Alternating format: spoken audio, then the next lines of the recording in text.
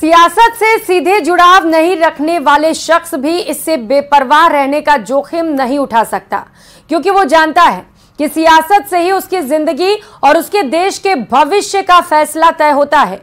तभी चुनावी मौसम छोड़िए, नॉर्मल लाइफ में भी लोग पॉलिटिकली करेक्ट होने की हर मुमकिन कोशिश करते हैं। नमस्कार, न्यूज 18 राजस्थान के इस खास पेशकश में आप सभी का स्वागत। आप सबके साथ मैं हूं प्रियंका राय। चुनावी मौसम में हम आपको सूबे की सियासत से जुड़े वो अनसुने किस्से सुना रहे हैं जो न सिर्फ रोचक और ऐतिहासिक हैं, बल्कि इनमें कामयाबी के सूत्र भी बिखरे पड़े हैं।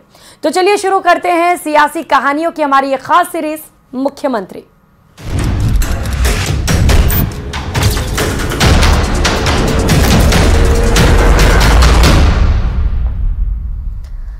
जहां की राजनीति में क्षत्रियों, जाटों और ब्राह्मणों का वर्चस्व रहा हो, वहां अगर जाति से माली और पेशे से जादूगर का एक बेटा खुद को कांग्रेस के सबसे बड़े नेता के रूप में स्थापित कर ले तो उसे जादूगर नहीं तो भला और क्या कहा जाए। मुख्यमंत्री में बात करेंगे कांग्रेस के चाणक्य और राजस्थान की राजनीति के जादूगर कहे जाने वाले अशोक गहलोत की।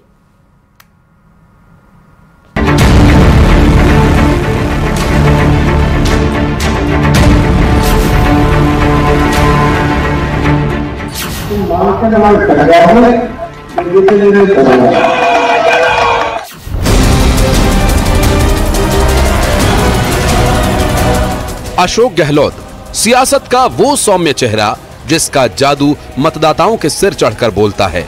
एक ऐसा नेता जो अपने विनम्र स्वभाव की वजह से न सिर्फ समर्थकों का दिल जीत लेता है, बल्कि विरोधियों को भी अपना बना लेता है।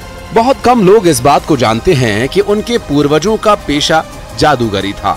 अशोक गहलोत ने भी अपने पिता से जादू सीखा था और कुछ वक्त के लिए इसे अपनाया भी था, लेकिन ये उनकी नियति नहीं थी।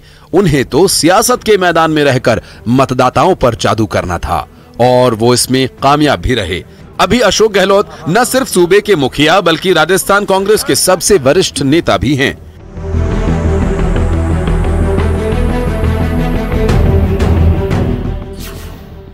वे 3 बार प्रदेश कांग्रेस के अध्यक्ष, 3 बार कांग्रेस के राष्ट्रीय महासचिव, 3 बार केंद्रीय मंत्री और 3 बार राजस्थान के मुख्यमंत्री रहे हैं।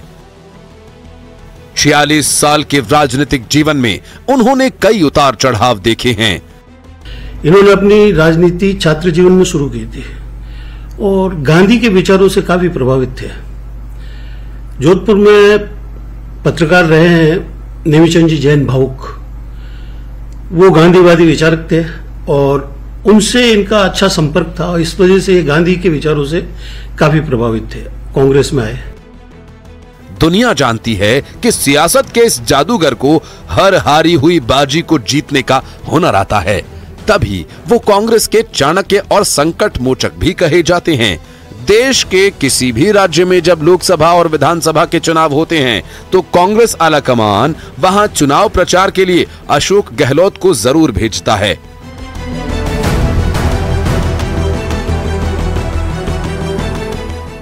सहज अंदाज से लोगों को अपना मुरीद बनाने वाले अशोक गहलोत का जन्म 3 मई 1951 को सूर्यनगरी जोधपुर में हुआ।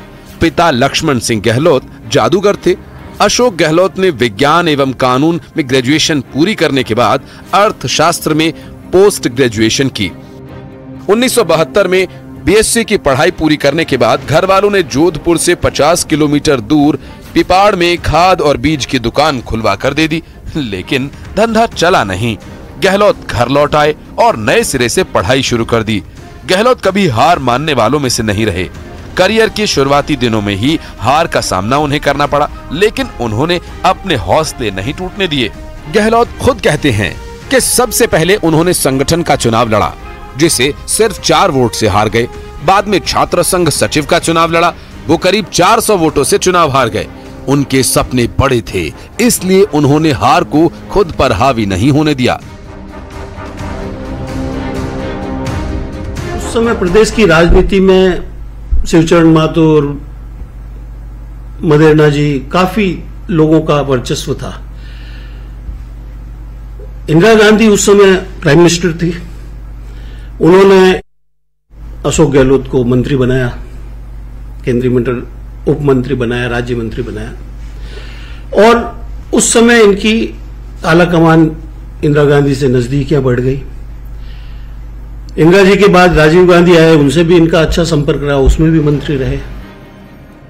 गहलोत ने कांग्रेस के छात्र संगठन NSUI के साथ अपने राजनीतिक पारी की शुरुआत की। 1973 से 79 तक राजस्थान NSUI के अध्यक्ष रहे। 1977 में जब गहलोत की उम्र सिर्फ 26 साल थी, तभी उन्होंने जोधपुर जिले के सरदारपुरा सीट से विधानसभा का चुनाव लड़ा। कहा जाता है कि चुनाव के खर्च के लिए उन्हें अपनी बाइक तक बेचनी पड़ी थी, लेकिन वो चुनाव हार गए। गहलोत की काबिलियत को पार्टी खारिज नहीं कर पाई।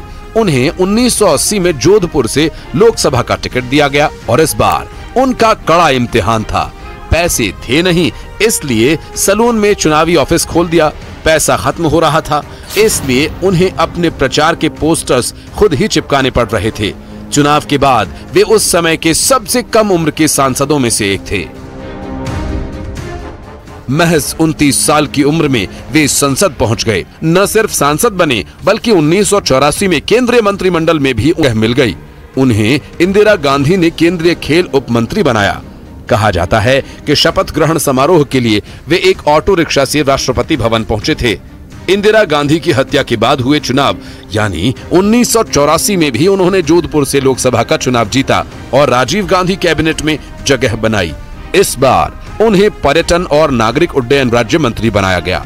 हालांकि 1989 में देश भर में चली कांग्रेस विरोधी लहर में गहलोत भी नहीं बच पाए और लोकसभा का चुनाव हार गए।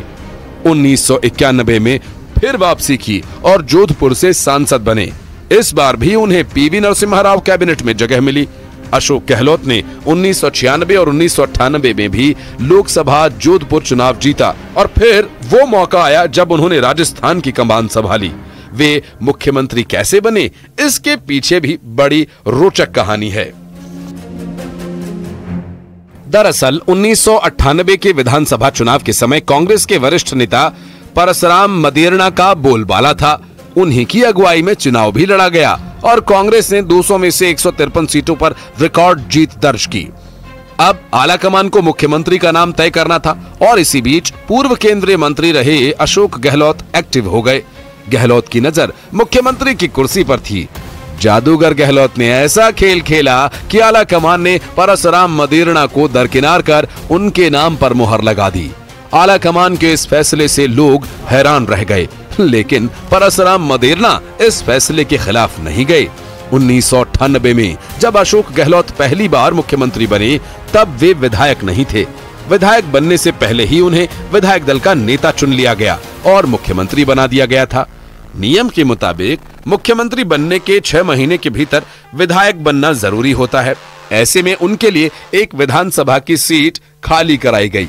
जोधपुर में सरदारपुरा विधानसभा सीट अशोक गहलोत के लिए खाली कराई गई। फिर उपचुनाव में अशोक गहलोत विधायक चुन लिए गए। 2003 तक अशोक गहलोत राज्य के मुख्यमंत्री रहे। 2003 में राजस्थान में बीजेपी की जीत हुई और सत्ता अशोक गहलोत के हाथ से निकल गई। 2008 के चुनाव में एक बार फिर कांग्रेस की वापसी हुई तो अशोक गहलोत को ही राज्य की कमान सौंपी गई। 2013 में अशोक गहलोत अपनी सत्ता नहीं बचा सके और प्रदेश में बीजेपी की सरकार बनी, लेकिन फिर 5 साल बाद 2018 में कांग्रेस ने वापसी की। हालांकि इस बार सीएम पद को लेकर पेंच फंस गया। पायलट जब आए, सचिन पायलट राजस्थान की राजनीति में, वो अपवाद स्वरूप आए। उनका आलाकमान राहुल और प्रियंका सोनिया से पहले से संपर्क था। अशोक गहलोत के साथ साथ तत्कालीन PCC chief Sachin Pilot CM पद के प्रबल दावेदार थे, जिसके कारण कई दिन तक रस्साकशी चलती रही। आखिरकार विधायकों ने गहलोत पर विश्वास जताया।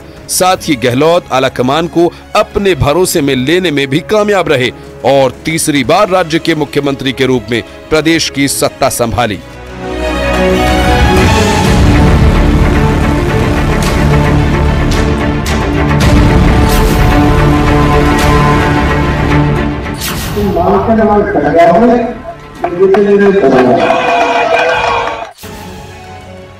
गहलोत की छवि बेदाग है और इसे उनके विरोधी भी मानते हैं।